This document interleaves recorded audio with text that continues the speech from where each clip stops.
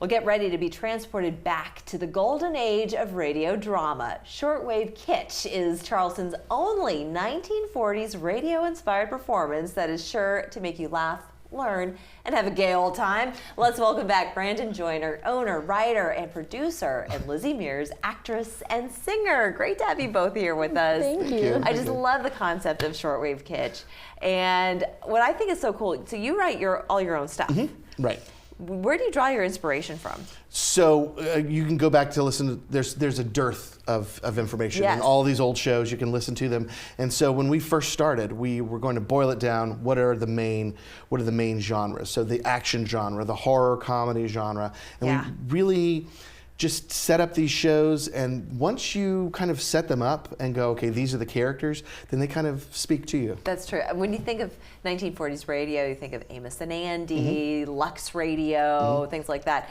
I mean, obviously, none of us lived during that time. But as an actress, though, how does your character change? Does the way you speak change?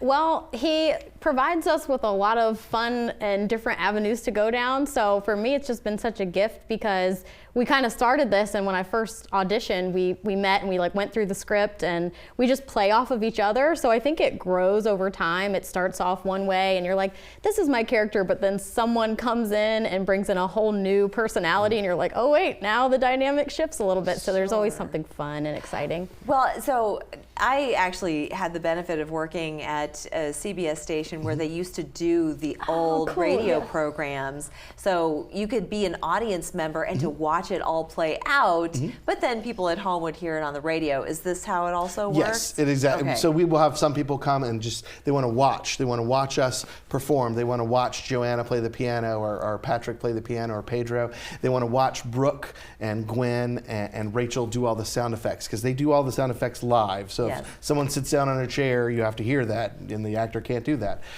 So some of the people want to watch that being performed live, but other times you just kind of want to sit back and close your eyes and experience it firsthand in the studio. I'm glad you mentioned the sound effects. So that's called Foley, Foley, right? correct. Okay. And is that a lost art? I mean, you still have to do it for movies today, but for radio, it almost has to be over obvious so that your imagination is capturing the right thing. So Brooke and I just went shopping for sound effects. So I was there as an assistant, just to be clear.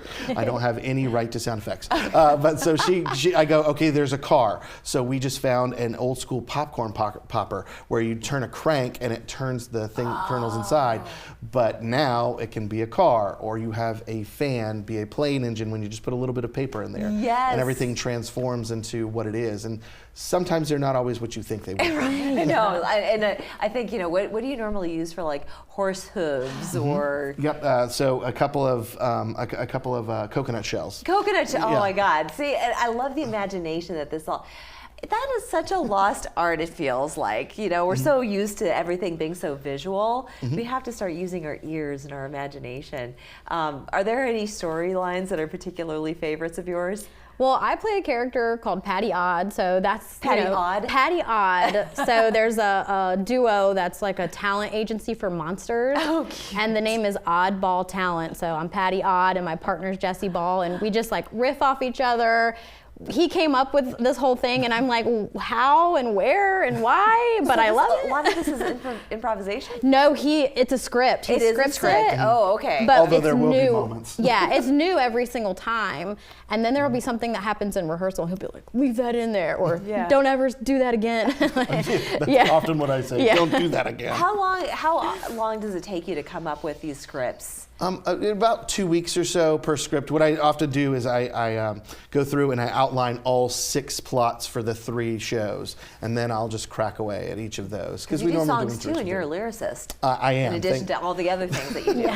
No, there's a lot of people that work on this show, definitely. Yeah. But yeah, I have people that from Venezuela, Pedro and Angel, who help actually write the music. Wow. And they write all the music. They'll send me the files. I'll write a lyric to that based on some funny idea, and then send it off. And then of course you have the Dr. Clutterbuck commercials which are our resident snake oil salesman. I Yeah. love that clutter butt. Clutter buck. Okay, CK, clutter yeah. buck. Sorry. No, that's fine. We'll have to beep that one out. I don't know that we can say that word on the air.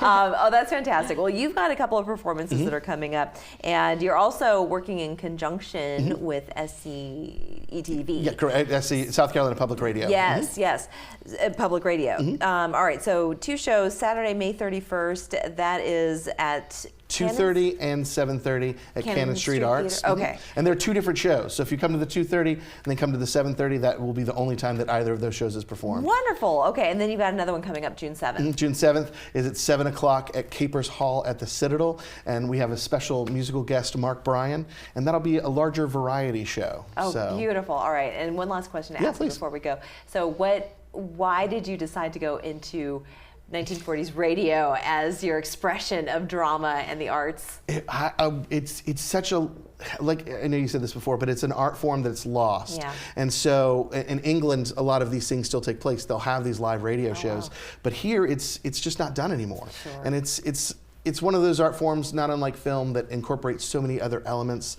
that it was a niche that nobody was looking at. I love it. Well, thank you both so much for coming Thank on. you. Break a leg. Thank you so much. Yes, go so much. get your tickets, everyone. We'll be back after this.